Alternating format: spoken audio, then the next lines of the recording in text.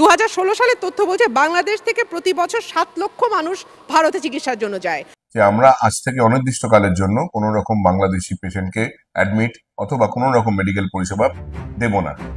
এবার বাংলাদেশি রোগীদের চিকিৎসা সেবা বন্ধের ঘোষণা দিল কলকাতার একটি হাসপাতাল।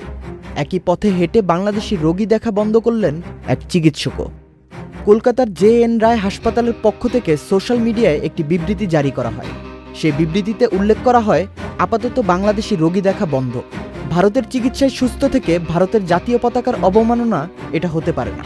হাসপাতালের ডিরেক্টর শুভ্রাংশু ভক্ত বলেন, JN রায় হসপিটালের পক্ষ থেকে আজকে আমরা একটি সিদ্ধান্ত নিয়ে বিজ্ঞপ্তি জারি করেছি যে আমরা আজ থেকে অনির্দিষ্টকালের জন্য কোনো রকম বাংলাদেশি পেশেন্টকে অ্যাডমিট অথবা কোনো রকম মেডিকেল পরিষেবা দেব না। তার একমাত্র কারণ যে এই বাংলাদেশ দেশটি স্বাধীন হওয়ার পিছনে আমাদের দেশের লক্ষ লক্ষ সৈনিকের রক্ত ঝরেছিল। আজকে সেই দেশে আমাদের দেশের জাতীয় পতাকার অবমাননা করা হচ্ছে, তাকে পায়ের তলায় পিষ্ট করা হচ্ছে।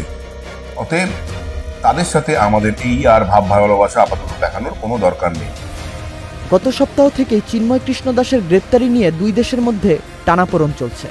বাংলাদেশে সংখ্যালঘুদের উপর অত্যাচার হওয়ার অভিযোগ নিয়ে সরব রয়েছে ভারতের কূটনীতিক মহলও। হিন্দুদের নিরাপত্তা, চিন্ময় কৃষ্ণের আইনি অধিকার নিয়ে প্রশ্ন তুলছে দিল্লি। 28 নভেম্বর কলকাতায় একটি হিন্দু সংগঠন বঙ্গীয় হিন্দু জাগরণ বাংলাদেশের পতাকা অবমাননা করে এবং কুশপুত্তলিকা পোড়ানো হয়। তারপরই সামাজিক যোগাযোগ মাধ্যমে ছড়িয়ে পড়ে একটি ছবি, যেখানে দেখা যায় বুয়েটের প্রবেশপথে পড়ে আছে ভারতের জাতীয় পতাকা, যা মারিয়ে প্রবেশ করছেন সকলে।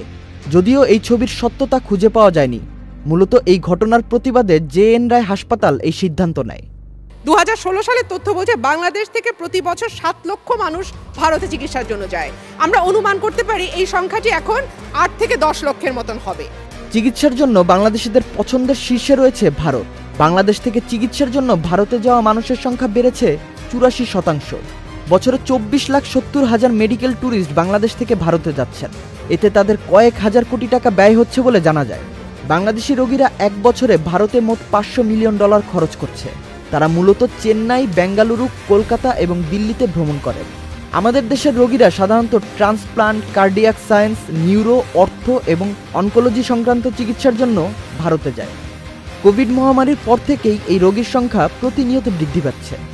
এই বৃদ্ধির পেছনে রয়েছে পশ্চিমবঙ্গ এবং বাংলাদেশের মধ্যে ভৌগোলিক নৈকট্য, সরাসরি ট্রেন এবং বাস পরিষেবা এবং সাংস্কৃতিক, ভাষাগত ও খাবারের মিল। JN রায় হাসপাতালের সিদ্ধান্তকে স্বাগত জানাচ্ছেন কলকাতার অন্যান্য চিকিৎসকরাও। তারা বলছেন ভারতের উচিত বাংলাদেশকে এই মুহূর্তে সব রকম সাহায্য বন্ধ করা। আবার অনেকেই বলছেন মুমূর্ষু রোগীদের দেশজাত বিচার না করেই চিকিৎসা সেবা দেওয়া উচিত ডাক্তারদের।